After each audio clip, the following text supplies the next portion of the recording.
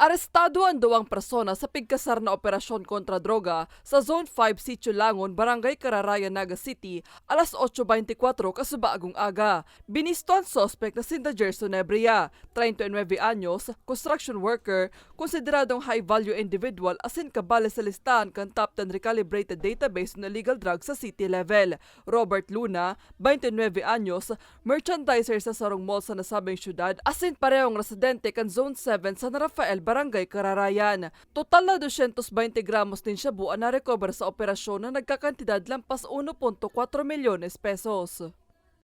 Sa ginibong pong bypass operation sa kantidad na 75,000 pesos worth na transaksyon karibay kanday mababa sa 25 grams na shabu, may kasapu ang bypass operation.